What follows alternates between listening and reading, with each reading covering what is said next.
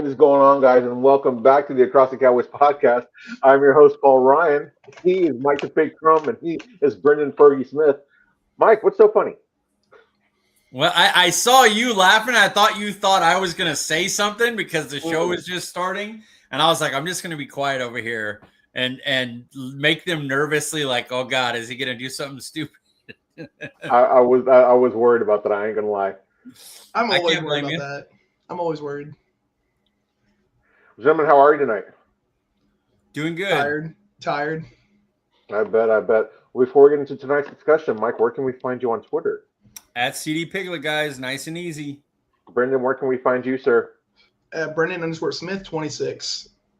You can find me on Twitter at Paul_Ryan15. I am on the wrong show sheet, so forgive me, guys. But the divisional round has come to an end as we get closer to the NFL Super Bowl. It was another memorable weekend as we had one classic NFL playoff game between the Denver Broncos and the Buffalo Bills, and one of the most, I dare say, iconic plays in playoff history with the Caleb Williams game-tying throw to Colston Loveland to tie the game there at the end versus the Rams. Our guy Brendan Smith was there live for the memorable Broncos and Bills game. Brendan, tell us a little bit about your road trip, sir. The road trip, it was uber long. This is my first ever long road trip because I've never had a vehicle that can go past Fort Worth, honestly. So this is my first real shot of being able to do something. And so I felt super cool guy because like Cooper's parents did all this to get us like a hotel and the tickets on this. I'm like, I'll drive the entire way. I'm like, I'll be the bro to do that. What an awful decision on my part. Cooper was great. He was an awesome co-pilot. So I'm not like talking trash about him at all. But like we were going, I kept like going, this is my energy levels the entire way. Friday was uber windy. So anytime I went not so smart of a speed, I'm not going to say what speed, but just was to say not so smart, I would feel like I'm getting pushed around and like I'm getting bullied by Mother Nature. Yeah. And then when we were pulling in, I was legit losing my mind. I got like 3.5 hours of sleep the night before. Oh. And so I was legit doing everything to focus. If you've ever been to Colorado, anything past 5, it's pitch dark there. They don't have lights out there. It's just pitch dark on the highway. And so I was trying so hard to focus, and then randomly all these cars would come in. I'm like, dude, what in the hell? What do I focus on? So that was insane, but it was super fun. Like we kept making dumb jokes, listening to some crazy music, getting there. It was super fun. The way back was the legendary travel. We left Monday morning, 4:30 in the morning. Ugh. Did that. Wasn't supposed to snow. Denver was completely covered in snow. So, me being a little southern boy, I don't drive in snow. So I was tensed up the entire time, making sure, I didn't have any like death wishes for the next hour and a half. Did that. Got to New Mexico. Then as soon as we got into New Mexico, I was like, dude, it's bright as hell. Like I can't see anything. We drove through like a cloud for like an hour and a half. Like the visibility went from I see everything to I see nothing. And so it was legit kind of like seeing an eclipse. When we first got into the cloud, you can just see like the outline of the sun, like the actual like circular, and nothing else. And so it was like that for like an hour and a half. But I did stop at the same Buc-ee's both ways in Amarillo. I was gonna say, did you stop at a Buc-ee's? Oh, same one both times. Well, what are your Buc-ee's go-to snack? I didn't get anything. I would mainly go in there because I needed gas, and I really had to go to the bathroom. So, those were my two goals. Also, I was trying not to spend too much money. But it's hard. Buc-ee's has so much food. And I was looking at it, and I'm like, I'm tempted by everything. There's fudge over there. There's cookies. There's pulled pork sandwiches over there. You get a whole bunch of different, so much food. I think Cooper got, like, roasted nuts and stuff. Yeah. And we were just chilling. I'm like, dude. I've also learned that as the driver, don't buy snacks. Save money. You can't eat. Like, just save money. I could have saved, like, $30 this trip if I didn't buy snacks. I was having a tough time driving on the highway and just eating like some Oreos or whatever, the tiny like travel ones.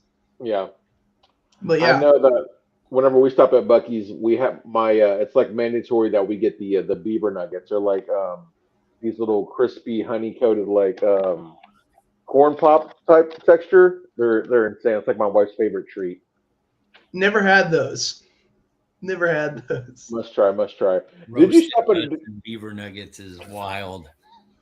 Did you stop at a Dairy Queen? I feel like that's No. like everybody's road trip stop if you're from Texas. No, we saw many Dairy Queen on the way on so many random towns. I've seen places that hopefully I'd never see again. Oh, wow. Honestly. But like, no, we power through it. Like legit, I think we saw it 4 or 5 times Friday. We saw it maybe twice yesterday. We tanked through that stuff. I was going batshit insane by the end of it. Mike's about to break down laughing. I'm just picturing you powering through some Queen's beaver nuts. I didn't say any of those. That was all Paul. That was all Paul. Well, what is the music of choice on the road trip? So since it's so long, I did my liked playlist, so there's a whole bunch of random stuff, but it's usually like more classic rock. Gotcha. Nothing wrong with that. And then Cooper would play some random dumb stuff just to start making me laugh and all that. We kept doing like "What a Fool Believes" by the Doobie Brothers, just because like every time we're like, "Oh, we got this," he started playing. I'm like, "Oh, you bitch."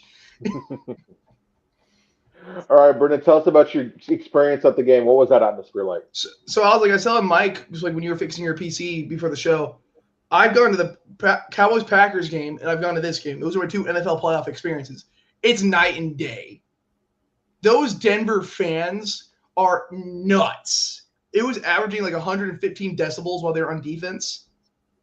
And at one point, it got to 119. It was a new stadium record at that game. It was insane. We were behind the goalpost, so it was phenomenal seats as well. We see everything. It was just awesome. That defense looked awful in the first quarter. Weird Cooper and I thinking like, dude, they're about to go down 14-3. Then Alex Singleton punches the ball on James Cook, and you go, holy shit, this is the game. First touchdown of the day for Denver was to Mike's family member. So I got to see that live, which everything blew up after that. Like Josh Allen's 4 turnovers, Bo Nix with improbable throws. Like that game was absurd. It was awesome. I found a picture. So whenever Josh Allen got strip sacked on the first drive of the third quarter, Denver kicks a field goal. Well, on that field goal, if you look on the highlights, if you zoom in, you can see Cooper and I there. Oh, nice.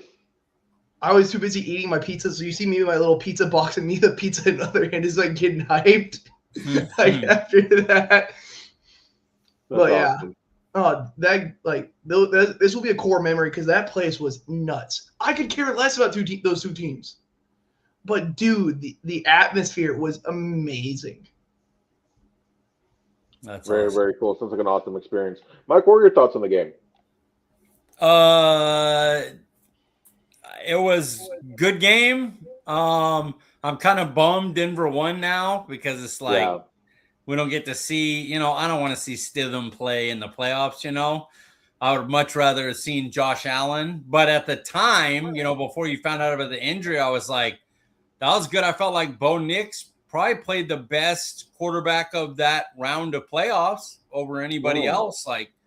And I didn't expect that, so that was nice. And it was a good game. It went down and went to overtime. I felt like everything surrounding the afterwards of the game was the problem that brought the game down a little bit. With all the coddling of Josh Allen and then the injury to Bo Nix, which of course we know why that happened. He's in the low box for me. He goes to the game, something bad happens. Even if they find a way to win, that something bad has to happen for the team he's going and rooting for. See, what Mike does is, since Mike has such bad luck as he travels everywhere, and then every time he travels, something bad happens, he has to project onto someone else. He sees tragedy, and he goes to go blame someone. Has Bo Nix ever been injured until Brendan stepped in Denver Stadium? Played every game. Probably through high school, through college. He probably never missed a game. Brendan steps in the stadium, broken ankle out for the year. Hey, I only control wins and losses, and they won. Did they win? Had a number 2 seed ever lost to a 7 seed in the playoffs prior to Brendan attending a playoff game? That's true. It had never happened. Then he goes. I don't want to talk about that game, okay? That game is like burned from the memory. The Denver game was cool. That Cowboy game, I don't want to talk about. But also, like you said, the night and day difference of just the fans. Denver was at a 10-point lead going to halftime. Buffalo comes right back because it's Josh Allen. And you do all this. The stadium never stopped. The Cowboy Stadium, Dallas was down by 14. Silence. It's like, dude, you have to rally behind your team no matter what's going on and keep them in and all that. I think the fans in general forced 2 timeouts being used because they couldn't hear. That doesn't happen in Jerry World at all. Just remember that if Brendan ends up going to your game, you're going to end the day depressed. The team he's cheering for will end the day depressed. So just remember that. Did you get a chance to do any tailgating at the Broncos game? No, because we didn't know exactly when to do them. We still got there like 2 hours early, but Cooper wanted to walk around the stadium, which is completely fair. We wanted to see he got like one of those like huge chains with a Denver logo on it, as we were walking around that. But we saw it when we got there. Holy crap! Everything was full. Everything. Parking from our Uber, getting dropped from our Uber, we had to go out a decent bit just for how full that place was. It was insane. It was awesome. Awesome, man. Sounds awesome. Would you consider the Broncos-Bills game to be a classic? It didn't sound like it was for you, Mike. No, not a classic. It was, sloppy. It was close. It was entertaining. I wouldn't consider it a classic, but there's too many mistakes in it for it to be a classic, but it was a good game. It went to overtime. It was close, and then the way it ended with, not that they were wrong calls at all, but having it end where it's like it ends on a penalty, it's like that's always like you'd rather have the players end it than it's like, oh, they got a penalty right down there, so now they're gonna kick a 30-yard field goal. That always feels anticlimactic. To a viewer, especially if you're not a fan of the team. If you're like have a rooting interest, or it happened with the Cowboys, you'd be like, oh, pass interference, all right, we're gonna win. But when you're just watching it as like, I'm not rooting for either one, both of them could win. It's like, that's too bad that happened, because it obviously was a penalty. It's not like it was a bad call, but it's too bad when it's like one of those plays. I'm gonna throw it down on 1-and-1, and a penalty is gonna be called, and it's like, that's too bad that it happened that way. What do you think, Brendan? Was it a classic for you? Being at a game in general, instead of like watching it at home, is two completely different things. If I didn't hear the fans going insane or any of that, also I forgot to say, Mike, you will love this. Guys in the same section, but like 2 rows down, was dressed as Hulk Hogan and Ric Flair. That's and great. they gave us like a whole speech for our section to get hyped before the game started. It's beautiful. Oh, dude, it was awesome. We all just like saluted them, like those are our leaders here. We listen. That was awesome. No, it was sloppy. Like Bo Nix's interception to the lineman, like, what are you doing? Yeah. The multiple drops the Denver receivers had, that was disgusting. Josh Allen having 4 turnovers. Like, sorry, if you want to call Bull a BS penalty, he still had 3. Like, that's still awful. Dak Prescott would have died if he did that. Like, so I would say no, but being at the game, it'll be a classic for me. Yeah. That atmosphere. That atmosphere had to be insane. Did Josh Allen lose the game for the Bills? Yes. Yeah. Can't turn the ball over 4 times. Yeah. Although the fourth time could be, could have gone either way. What are your thoughts on that one, though? The Brandon Cooks INT, is that an interception, or do Yeah, you think that was the wrong if call? you take away the defender when he hits the ground, the ball pops loose, so it wouldn't have been considered a catch. It Mm. just happened to pop into the Denver player's hands for an interception. But yeah, I figure that if the ball's not caught by the Denver guy, it's an incomplete pass. It wouldn't have been a catch and he was down and then the ball popped out. So once that happens and the ball pops in the defender's hands, then it's an interception. Yeah, I remember first seeing. I'm like, man, it looked like Brandon Cooks caught that ball, but then you see the replay when you see how he reacted after he realized he didn't have the ball. It's like, oh, maybe that was actually an There's the interception. view where it showed from the inside, you could see when he hit, like it's he goes up and it kind of goes down his arm. When he hits it, like immediately is out. And so that would have never been called a catch. Got you. This was a kind of a talking point on 105 the Defend. I didn't get to hear them talk too much about it, but of course, Sean McDermott was let go earlier this week. Would you want Sean McDermott as the new DC for the Cowboys, Brendan? I mean, yeah, their defense has been good, even with honestly much of the non-known guys that they have there every year. Besides, honestly, I know Ed Oliver, Rousseau, and Matt Milano. Those are the three guys. I know you. Everybody else, of course, I know some of them because I'm a nerd, but like most of them know, and they still played well every time. They helped get they helped get Buffalo back in it. Those 3 and outs early. Denver, Josh Allen gets strip sacked. What they got it like at the 20, right? Or was it like even the 10? They helped get held to a field goal. Like that's impressive as hell. Like Denver gets the ball going to overtime, they get held. Like I would take them. I would like to get some younger guys as we're going for like a full like youth movement.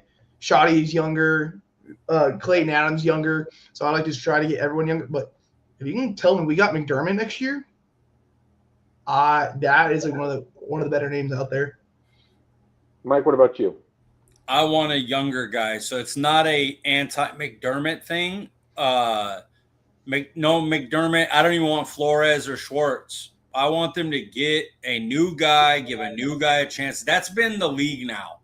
Like we're always so behind on stuff like that, and it's always a retread and And I'm like, I'm sure McDermott and Schwartz and Flores is a monster. But I'm like, just give me one of the new guys, one that people don't have tape on, that they don't know what's coming. They don't know their calls or what they're going to bring or, different ideas they have. I just want something new. So I would rather go with a younger guy. But it's not I don't want McDermott. I mean, when you say you don't want Flores, and Flores is a monster defensive coordinator. But I'm like, I want something new. Like Brennan said, youth. Shoddy was new. Clayton Adams new. They hired college coaches and brought him in. Junior Adams, look what he did with Flournoy, how he raised Pickens' game to another level. Mm-hmm. Let's get some. Let's keep doing the youth stuff. My biggest thing with youth compared to getting like a veteran like McDermott. McDermott's more if you have like a defense that needs to go to the next level kind of guy. Like, oh hey, our defense is really on the cusp of being like top 15, top 10. Agreed. Then you get him. We do not. Yeah. You need a guy to help build from the ground up. We're like, I know them on 153 the fan. Like, you need 3 more corners. You need at least another linebacker. You need maybe 2 more edges, probably 2 more safeties. Like, you're needing to rebuild. Other than DT, you can go, hey, we got you a starter. Hell yeah. Like, so you need a guy who can legit build from the ground up, and then everyone learns together, and that's what you get for better younger defenses. Yeah.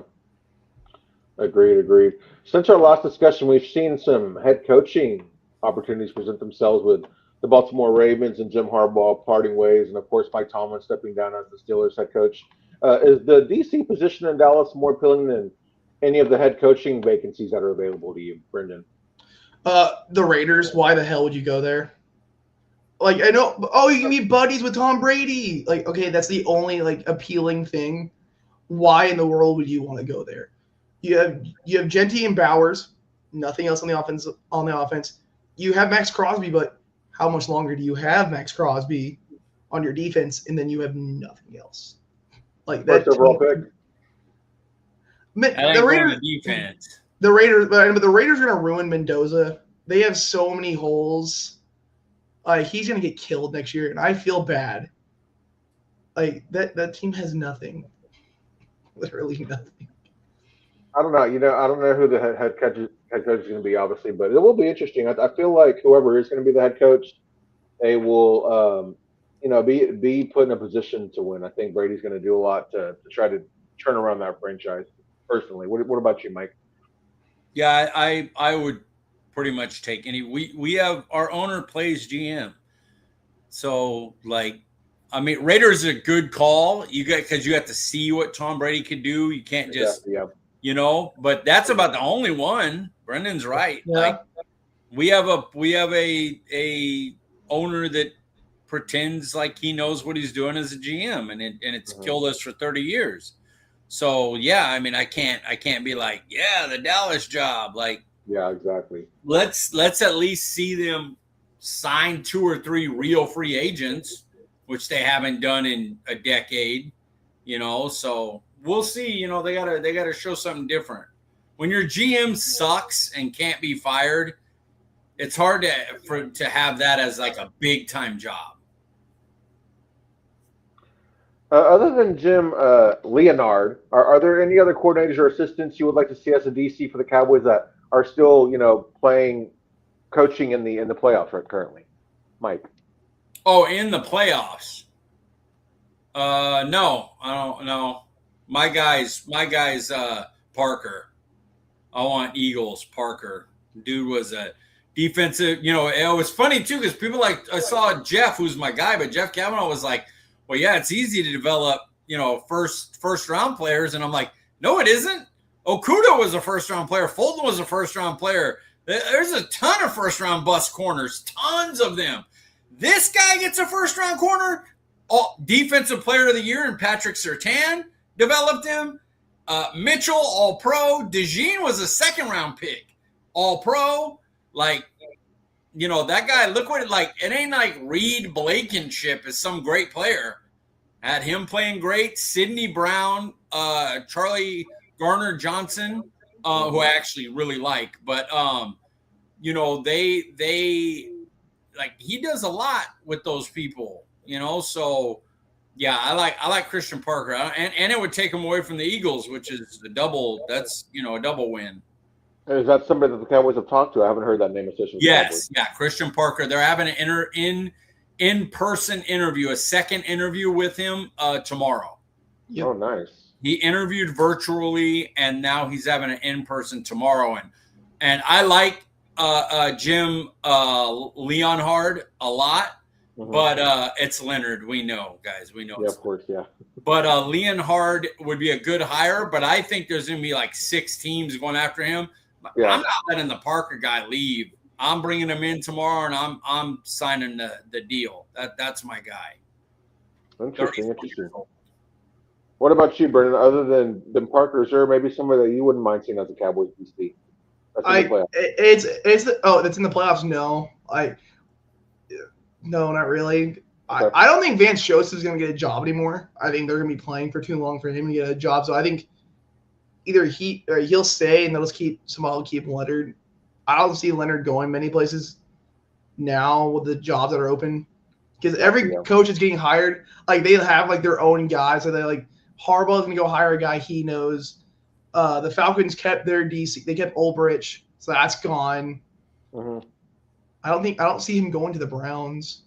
I was gonna say I wonder if he'd go to the Browns because they've got a good defense, Yeah, but that team's also a dumpster fire. But also, is Schwartz leaving? Schwartz is still there as of right now. Yeah, but he actually might be the head coach there. To be honest, he could be. He's had 2 interviews. But yeah, other than that. Yeah, he's had 2 interviews for the head coaching position in Cleveland. Interesting. But yeah, it's just Broderick Jones. That's the only other. Sidebar. Did y'all see that the Falcons fan base is upset with the Stefanski hire? Do y'all Does that make sense to you guys? That's stupid. No. Stefanski is easily the best candidate. I would fire Schottenheimer immediately for Stefanski, like without question. I would have fired him on the spot if we had a chance at Stefanski. 2-time coach of the year, great run game coordinator, calls great play action pass game thrower. He just had no quarterbacks in Cleveland. He had good job with Baker Mayfield, man.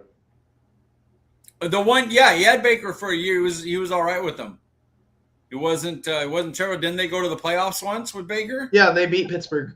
Yeah. Went to the playoffs, won a playoff game. Had the best season they had in years. Yeah. And then they went and did the Watson thing and basically ruined Stefanski's career there. Yeah. Stefanski's going to be nasty with Bijan, Drake London, Pitts. Yeah, like they're building that O-line. Like their offense might be disgusting. Pitts is a free agent. I know. And I wouldn't sign him to big money, but if they brought him back. Yeah. Fair. We've seen the success of Mike Vrabel and the New England Patriots. Mike, you're singing the praises of Stefanski. If you could go back in time, would you hire Vrabel instead of Shoddy? I would not, because I don't think Vrabel's. I would get Ben Johnson. Would have been the one, obviously.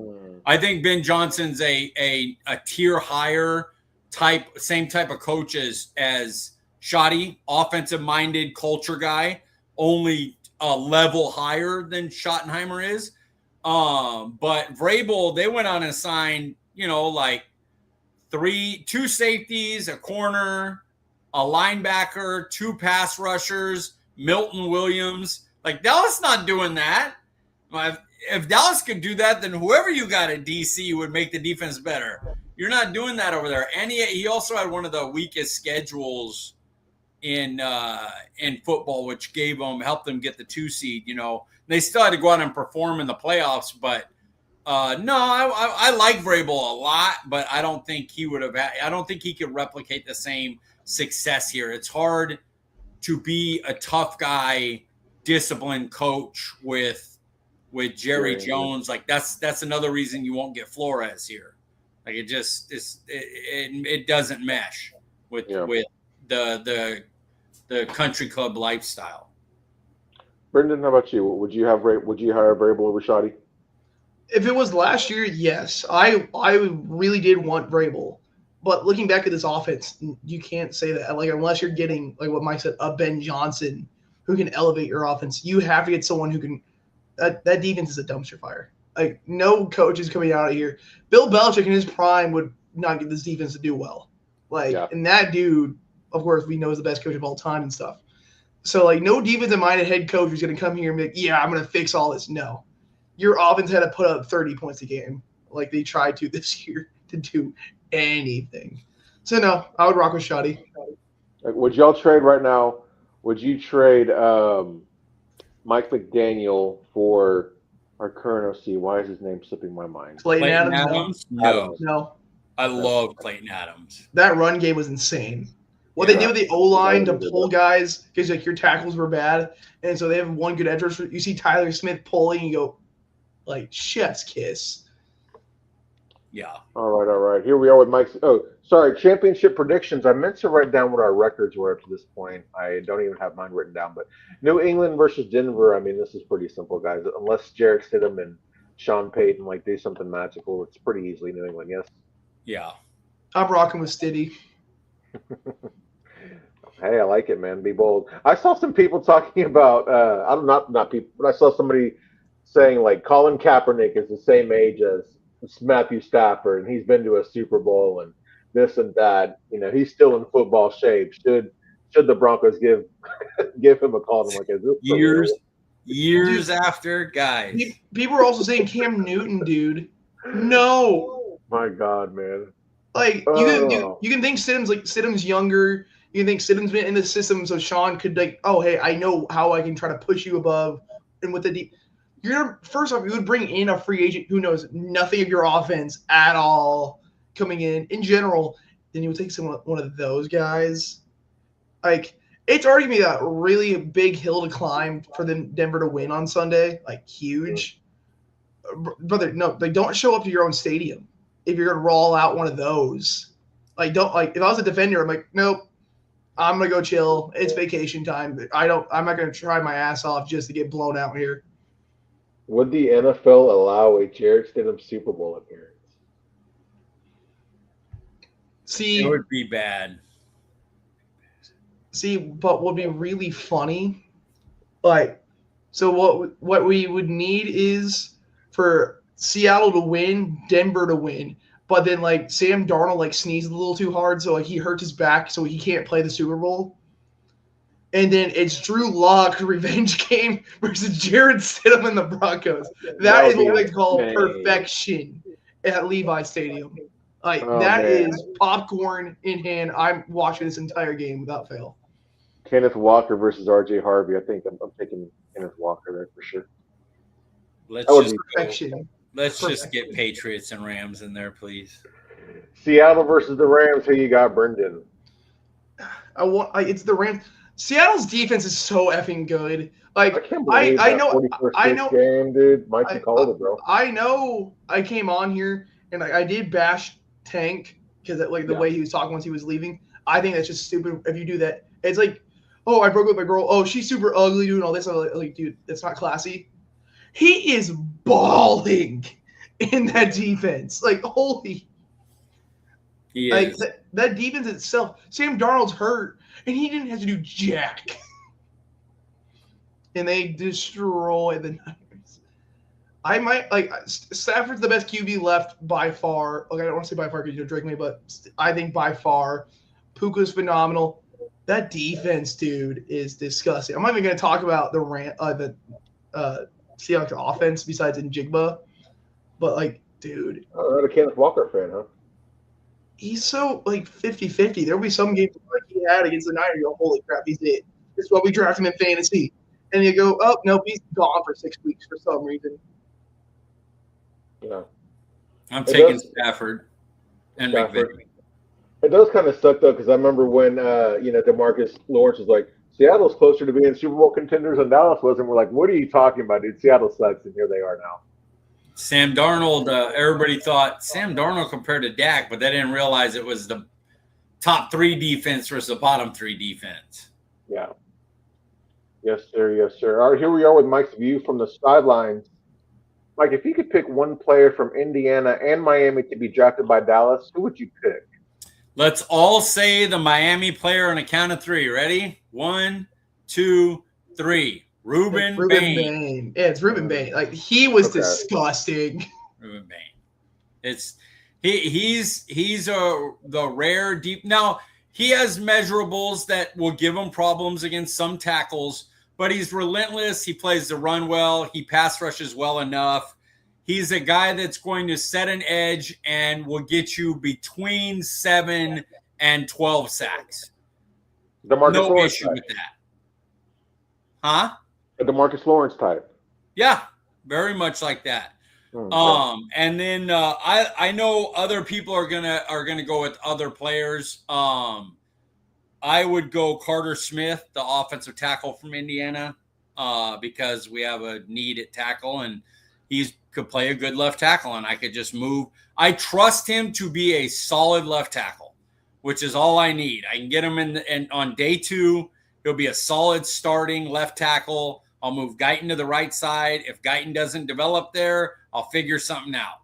But I know my left side would be well pass protected. He's a top 3 pass protector in college. His run blocking is well enough. He's not a powerhouse or anything, but he'll be fine. And I would be set on my offensive line for the next 2 years at least, depending on Guyton.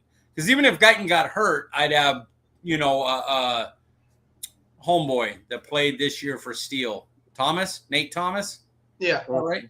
Yeah, yes. Nate Thomas as a nice little swing guy who could come into the right tackle spot if need be. I have a question for you though, Mike. Yes. So we've been missing a dog at slot corner. He's too small. Dude, I love Downs. I love Downs. I'm not putting him out there and playing him against big slots. Dude, but you see he's a dog is great, and then he's going to go against Justin Jefferson in the slot, and Justin Jefferson is going to eat him alive. Dog walk But him. did you see? Yeah, he's gonna dog walk him. That's exactly. Did you see the hit though? He's excellent. He's good. If he's around in the 5th round, I'll give him a shot. But he's too small. He's gonna go to Baltimore or something, and he's going to ball the F out. Like and that's just like one of the players. He's gonna be really good until he matches up with guys that are good and big. You're right. Under 30-inch arms there's limits, dude, that I want to put on. I don't see our defense jumping up into a top 15 conversation. So next year, I just want to have fun. And so you see like a random little dude just going after their fighting people. I'm like, he'll be fun on special teams, but he'll get beat out by somebody on our team. One of our Revel, Bland, or whoever they sign in free agency or draft in the draft, he'll never make it on that team. Will McClay don't like smaller corners with short arms. 5'9", under 30 arms is asking a lot. Now, if he's top of day 4, and we could get him with the 12th pick in day 4, I don't mind giving that a shot and seeing what he could do.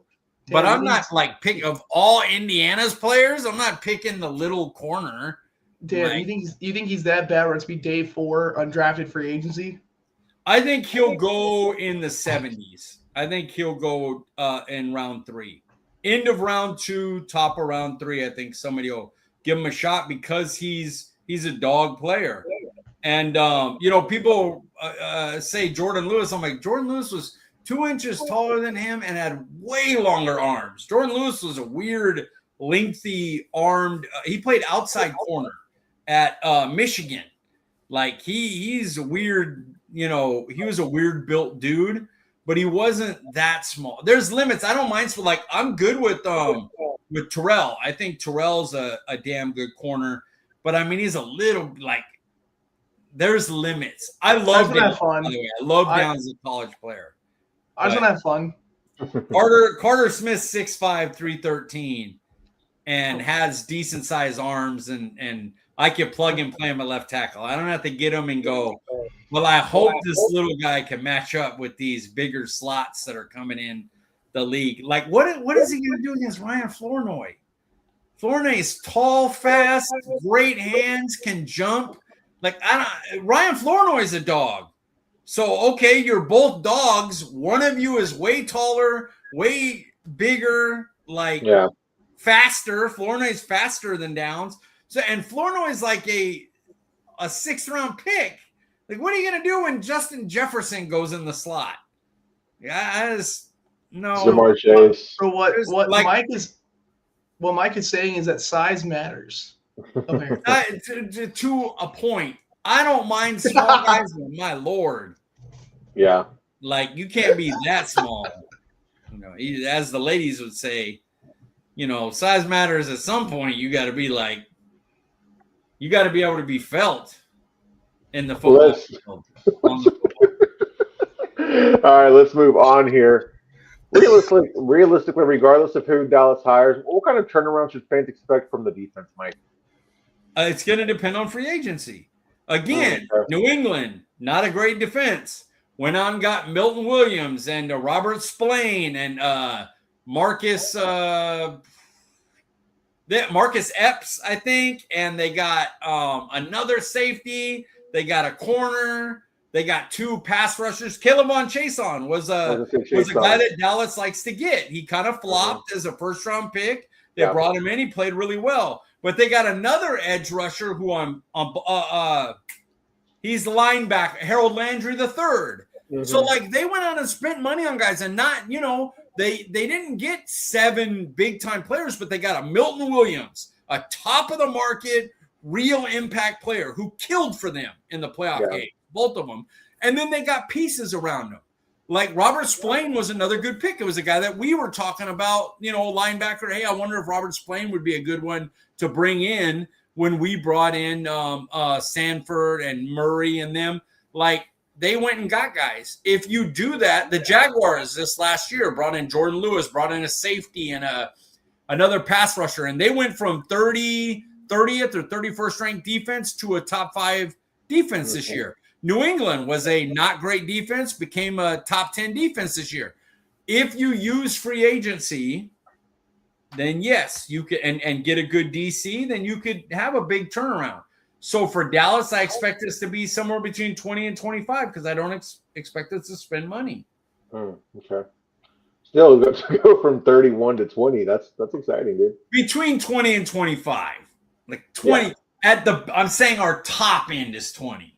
Gotcha. I would, but I'm not gonna lie though. If we went to 20, I'd be ecstatic. I'd be pretty happy. Yeah, That's depressing. I would be like, oh my god. But Dak with a top 20 defense, though. That's depressing. Yes, but we still wouldn't compete with the main Detroit's and we would make the playoffs, but in the playoffs you get killed again because our offense has enough holes at tackle and stuff like that. They don't have like a big stretch the field tight end type of guy. They don't really have a stretch the field slot. Maybe Lamb or Flournoy could add that. But, we have enough holes to where the offense won't be dominant versus the better teams. And then your defense is going to give up 35. So it ends up being like 35-24, and then everybody blames Dak. Yeah. Oh, man, I don't want to hear that record anymore, Mike. I'm tired of hearing that same song. How many prospects have you evaluated, and who are your top 5 up to this point, sir? Over 100. Somewhere like maybe like 105, 108, somewhere in there. My top 5 would be Caleb Downs, safety, Ohio State, David Bailey, edge from Texas Tech, Jermod McCoy, cornerback from Tennessee. Now his tape is from 2024 because he had last January had an ACL injury, and by the time he was able to come back, they weren't really in it. So he was like, I'm just going to wait, get back healthy and get ready for the off season. Fernando Mendoza, quarterback, Indiana. I typically never have first round grades on quarterbacks. I love him. I think he's excellent. He's going to be a special quarterback because he doesn't have like the overly crazy arm talent or athletic ability, but I don't care about that at quarterback. Tom Brady is considered the best ever. Drew Brees, one of the best ever. Like this, be able to process, be smart, be able to see shit and make changes. Yeah. The throws will come. You're not going to make. Okay, he can't make every throw every single time with the perfect arm strength. Most guys with the arm strength don't know what throw to make at the right time. So. I'll take Mendoza there. And then my 5th guy, it was tough. I ended up putting for right now Reuben Bain Jr., the edge we talked about from Miami. All right, was there who's an honorable mention in the top 5 that you were considering? You'd have to put Mansour Delane up there. He's a real sticky corner from LSU. Reese, I like Reese a lot, but it's a projection. So it's hard for me to say, like, well, I don't put the quarterbacks high, because I'm grading on this and that, and then take a linebacker who played edge, but wasn't really allowed to rush the passer too much either. So his tape's weird. That's why he could be the best defender in the draft and end up 12th at Dallas. Like that legitimately could happen. I don't expect it to. I'm trying to think. The offensive players I don't really have up there. The receivers are good, but not a top 5. Francis. Nick Harris has his last name already. I just can't remember it. They've said it a couple times on the draft show already, but it's the Miami offensive tackle, Manoy or something like that. I gotta get that down and write it down so I know his last name. He would be up there for me. I think that's a good list. I wouldn't get too much crazy into my top 5 other than that. Okay. All right, here we are with Brendan's bashing. Brendan, what do you got for us? Since it's road trip edition, it's gonna be like very minor things. I put road trip edition, but I should have just put dealer's choice because I imagine you might have had something to say about Josh Allen. So sorry about that. I want to say because honestly, the road trip it really wasn't bad. Like it was uber long. Like that was the only thing I can this was terrible. Is it because I just got really tired. But all in all, it was pretty great. It's Josh Allen, of course, is one of the more complete quarterbacks we've seen in a long time. But like, what are we doing right before halftime? You're running the ball holding out like this, Yeah, and you get. that was crazy. I thought the halftime was over. I'm like, whatever. No, 2 seconds on the clock. You gave the other team 3 points. Yep. When honestly, if you thought, just go down. Like, I know you're trying to make a play or whatever, but I'm like, just go down. You're down by 7, and like, it sucks, but you go, okay, whatever. We'll get it. We're getting the ball back at halftime. We got this.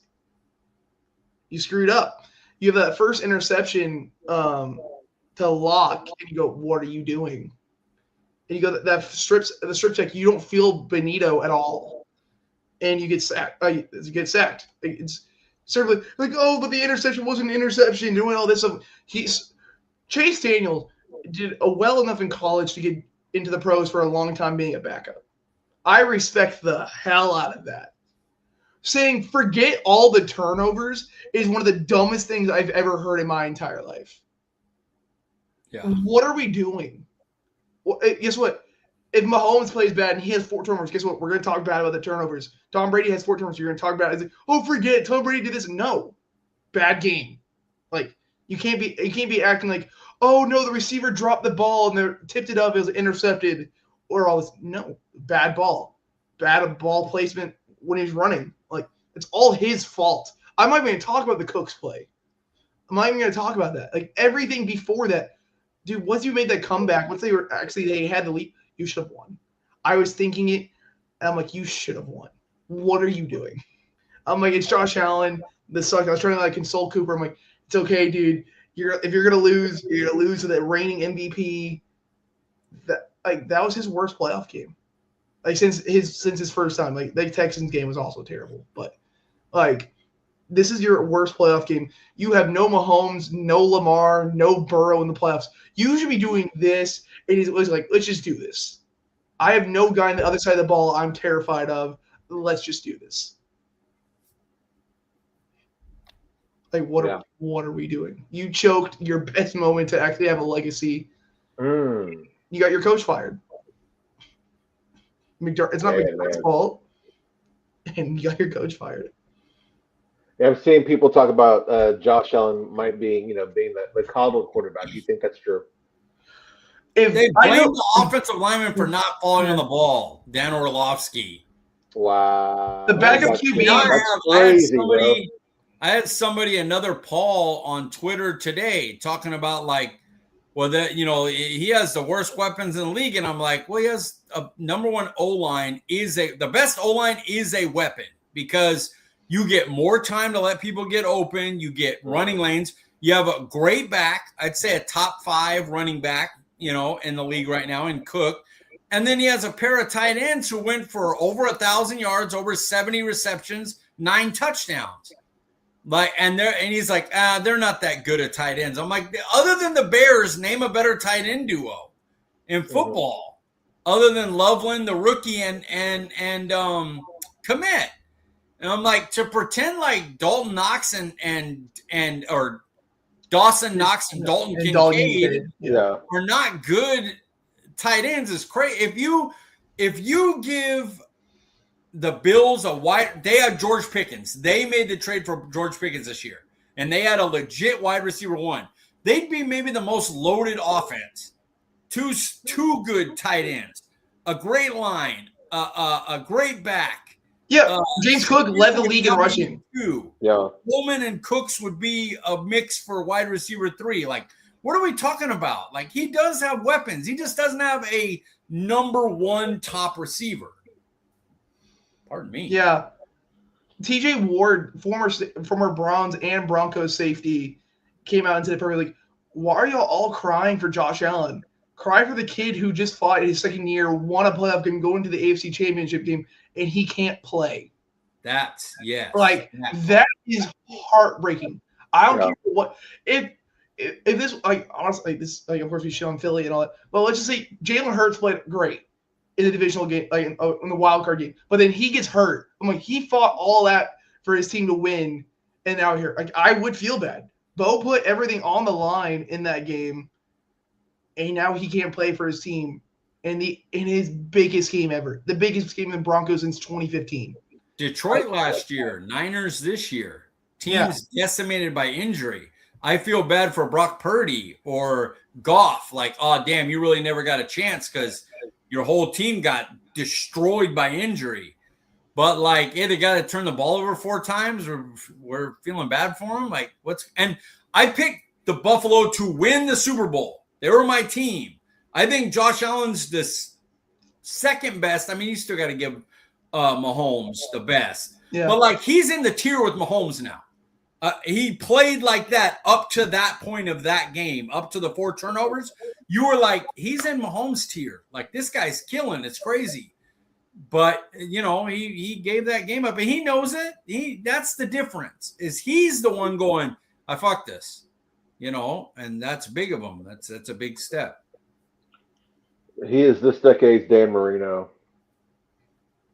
Yep. Let's see what happens. Yeah. Indeed. All right. Would you rather Max Crosby for 2 first-round picks or 2 rookies on rookie deals that fill out the roster, Brendan? I have a question for this. I was thinking about this. Is it R2 first this year, or is it like a first this year, first next year? For conversation's sake, we'll say 2 first this year. Oh, no. You go 2 rookies. I love Max. I want them to use Dallas to use their second first to go get him. You need so much talent. Like, they're like, oh, we miss Micah. We do miss Micah. Micah's not fixing this. Like, arguably one of the best pass rushers in the game is not fixing this. You need so many dudes. No, give me the 2 rookies. Mike? Agreed. What I'm doing is I'm picking my 2 rookies this season, and then after the draft, I'm calling the Raiders and going, how about a 2027 first and a 2028 second or third, and we'll take Crosby. That's what I'm going to do. Because then you get Crosby and the 2 rookies. Dude. Man, you think he would do it for a first and a third, not even 2 firsts, bro?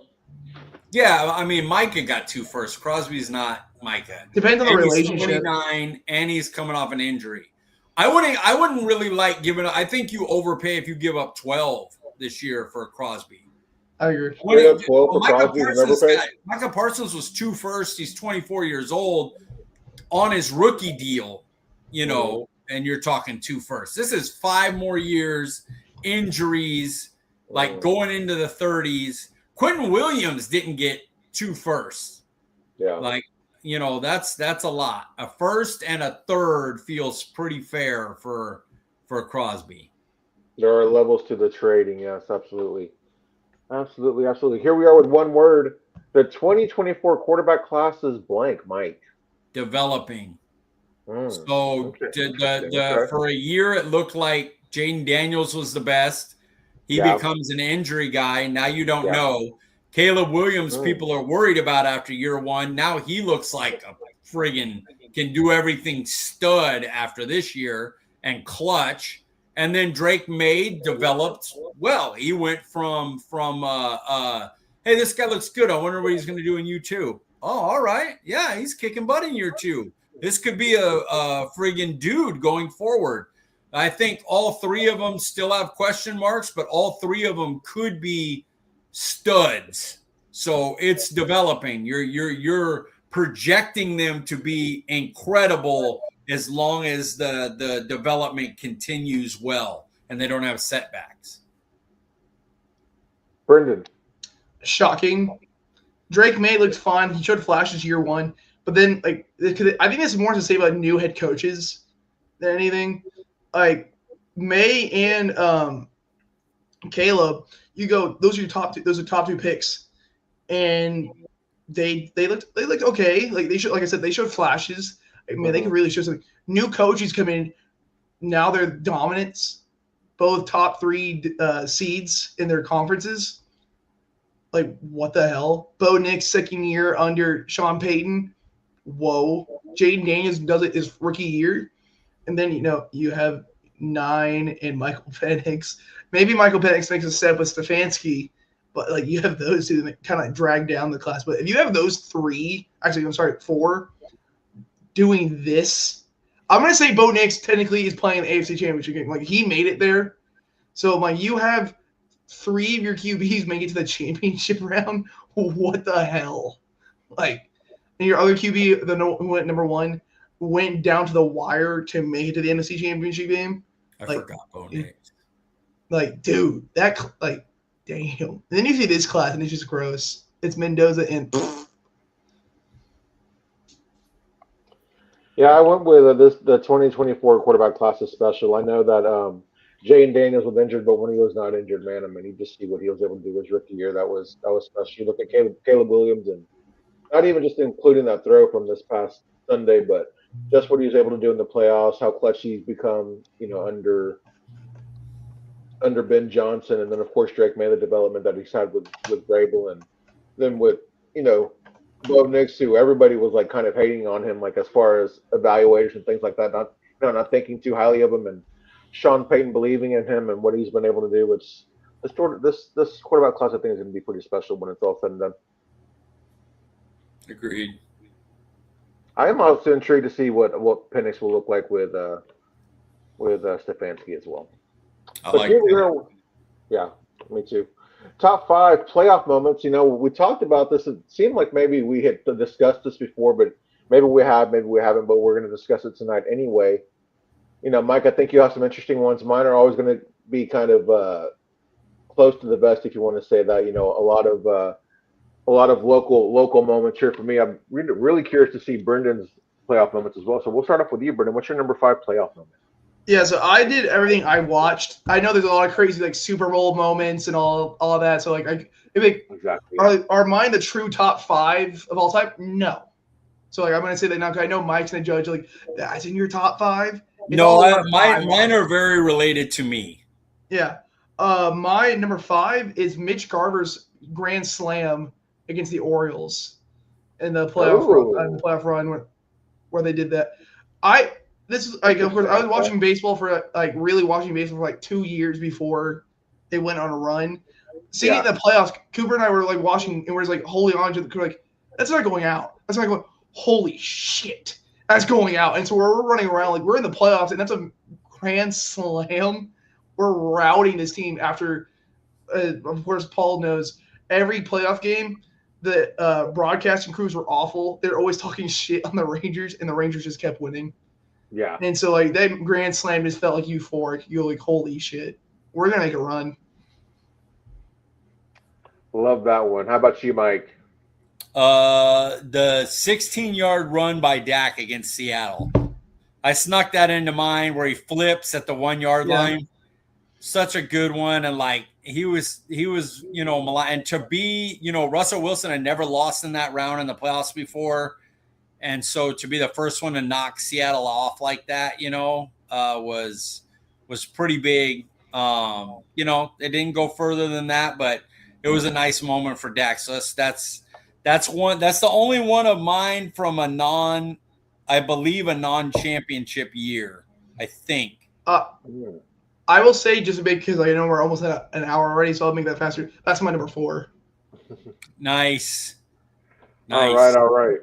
Number 5 for me, it's, Brendan, I know you're just kind of getting to the Mavs. I'm not sure how long you've been watching, but prior to you watching, there were some dark days as a Mavs fan. And my number 5 moment is when Calvin Booth hit the game winner in Game 5 versus the Jazz, giving the Mavericks their first playoff series win, I believe, in franchise history. And that was kind of like the moment that started the Mavericks era with Dirk Nowitzki, in his Hall of Fame career. And like that really was the moment. That was the year. That was the series that got Mavericks to the team that they were for so many years prior to, of course, everything that happened last year. I don't remember either of yours, so I can't comment on them. I don't know how. I mean, I know you're an NBA fan, Laker guy, but have you ever liked the Mavs prior to Luka? No, I mean I love Dirk, but I didn't really watch him. I was a Luka fan. Gotcha.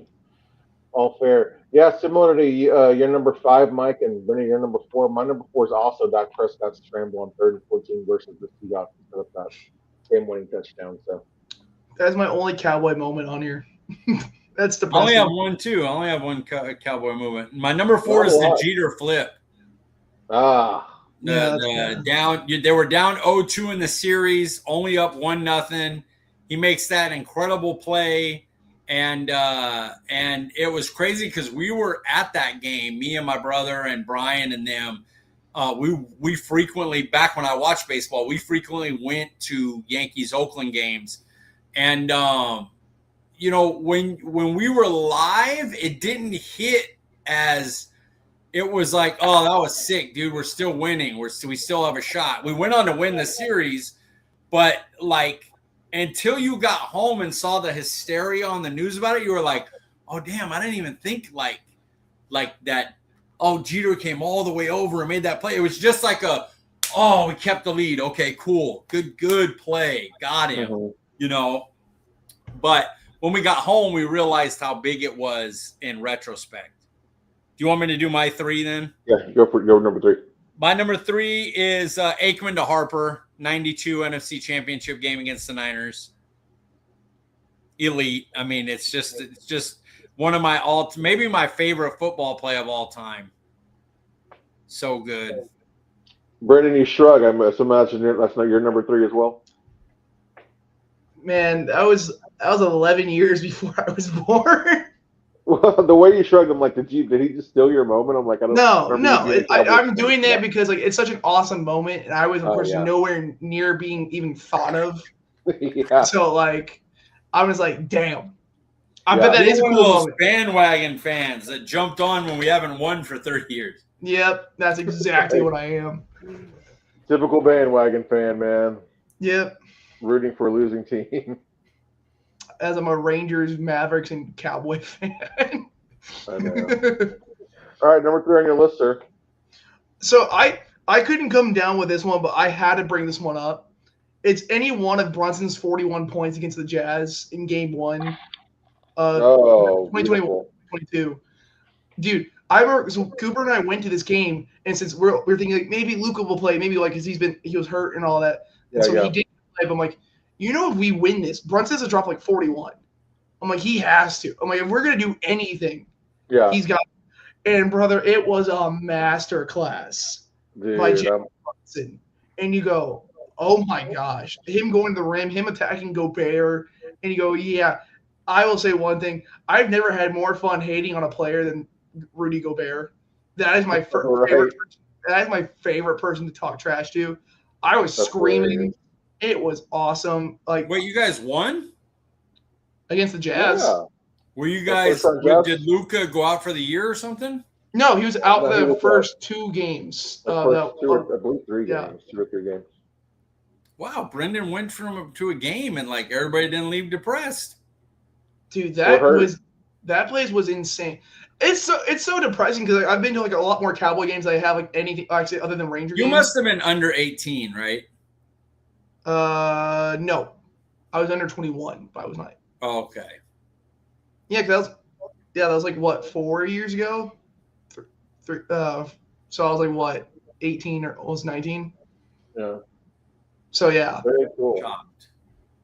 My number 3 moment is the World Series Game 1 walk-off homer by Adolis Garcia, which I believe you and Brendan, you and I were texting during that because Seager had the tying home run, and then we were texting like, was it Adolis? And you're like, no, who else? It was Seager. Who else? I'm like, I thought it was Adolis, and then moments later, Adolis hits the game winner. Such a beautiful moment, man. Number 2. Oh, go ahead. No, that game, man. Yeah. Adolis is no longer on the Rangers too. But number 2 is going to be Luka's game winner in Game 2 of the Western Conference Finals, right in Rudy Gobert's face. My goodness, man. That should have made my list. I'll never forget that moment, dude. That was so sick. What an iconic moment for Luka. I jumped in the pool. Yeah. I jumped I was like running around their house going, holy shit. Right. I'm like, fuck it. I know it's raining outside, so I'm gonna get like smited, getting like completely like electrocuted in the pool. Like, F it, I don't care. This was awesome, and I jumped in the pool. Yeah. Did that moment make your list, Brendan? Yeah, that's my number 2. All right, my number 2 on your list there. Number 2 on mine is the comeback by the Lakers over Portland, where Kobe alley-oops to Shaq with the crossover. They're down 15 points going into the fourth, or they were down 15 points, and Brian Shaw hits a 3 at the end of the third quarter to bring it to 12, and then they come all the way back, and then that alley-oop like seals it basically for the game. I was watching that with my dad and Muhammad, and we were going crazy. It was so much fun. I just not realized you from the 90s to the close to the 2010s, you had to go on like a historic run of awesomeness. Cowboys were awesome in the 90s, and then near the 2000s, the Lakers and Yankees. Yeah. Dear God. Like, it was fun. I was like going that to run. Like, back then, I was going to so many games, like because I gambled back then, and I could gamble. Like I made a lot of money gambling. Yeah, like, that run. It was. Damn fun. you, Mike. Damn you. I have the Rangers World Series win. I have nothing. It was pretty fun, but I pay for it with Dallas from then on. Dude, I would do a lot of things. I have a few championships on other teams. I don't give a shit. I'm like, I would pay a lot for that. Do you guys? Is it my number 1? Is that what we're doing? Yeah, because your number 2 was the Kobe Bryant, right? And then my number 1, 1987 NBA Finals, Game 4 in Boston. Magic hits the hook shot. First one to win in Boston in forever. I think that's the greatest playoff moment of all time because it was impossible to win in Boston. It was impossible. Like you didn't do it. And for him to hit that shot, and then Larry Bird, people forget that Larry Bird had a 3 to win the game afterwards where they kind of pushed Worthy, but you're not going to call that on Larry Bird. And he got a shot, and when he shot it, I swear, like my heart stopped. I was like, it's going in. Like I hated Larry Bird, but I understood like he's in my top 5 players of all time. Like he's ridiculous. And so when he shot that, I'm like, no. And then it missed, and I'm like, oh my God, we won in Boston. Like I can't believe it. It was awesome. So that's my number 1 playoff moment of all time, and not just like mine, but I feel like that is, considering the opponent and the 2 teams, like juggernaut teams, all-time great teams. Like you want to match Golden State with Kevin Durant or the Bulls night, like these 2 teams could go up with them, anyone, and be in it, regardless if you think like one would win or the other would win. Like all of them would be competitive, and like they're going head to head, and to win it like that is just, it was wild, man. That's my number 1 by far. Very cool, very cool. All right, Brendan, what's your number 1 moment, sir? So of course you both have seen the movie. Well, actually, I don't know if Paul has, but y'all seen the movie Moneyball, right? Of course. Paul. Definitely, yes. I promise you, yes. I want to say, don't say definitely. We know nothing with you, man. Don't say definitely. Yeah. Definitely not. But so like no. So mine is of course from Game 1 of the World Series. So dejected, and Cooper is looking at you like, brother, this sucks. Like we made it, and we're like, you're having this at home, so you're gonna try to keep this even and then go to Arizona. It's Corey Seager's two-run tying home run. The thing that's gonna be a statue someday at Globe Life. We were both looking down, and we hear this Corey Seager smack the shit out of it, and the TV's blowing up, and we're just like, the hell? And you see that ball just go, and you go, holy shit. This is it. We're actually going to run this. And it was just amazing. Corey Seager's been my favorite baseball player for a long time. That's from recent, right? Yeah, from 2023. What did that have to do with Moneyball? Because like the whole meme where like Brad Pitt's looking down, and he hears that bat crack, and he looks up. Oh, okay. That was us. And all that. Like I used to only care about baseball with home runs. That's the only cool thing about it. I'm like, you can hit a double or whatever. I'm like, I don't give a shit. But like home runs, so I always loved Corey Seager. Rangers get Corey Seager. And then that moment is the most historic thing I think I'll ever see. Hopefully that changes. But like everything's silent, and then he just launches that thing to tie it. And then, of course, we have Paul's from earlier with Adolis Garcia winning it. Just magic, dude. Just pure magic. That's Your an number excellent one. one, man. Number one for me, it's Dirk Nowitzki's game winner in Game 5 of the NBA Finals versus the Heat to take a 3-2 lead. That one I remember. Yeah. Good one, man. Very, very good. Just an iconic playoff run by Dirk Nowitzki. We talked about that on this podcast. Swept the Lakers. They just killed us. He was unbelievable. Yeah, that was crazy to sweep the Lakers. That was a special moment in sports time for me for sure. But as always, man, I enjoyed the discussion tonight, guys. We are over an hour, so I know Mike is ready to get off this thing. Mike, where can we find you on Twitter, sir? It frustrates me watching the Lakers because the dingbat shitter players like that average 3.2 points, 7 for 9 from 3 playing against us. Like we suck defensively. Oh, Mike, first time. That's been us for years. A random nobody is going to go off for 35, and why the hell couldn't we stop them? Like that's every Mavericks game. It's because everybody plays up because it's Lakers.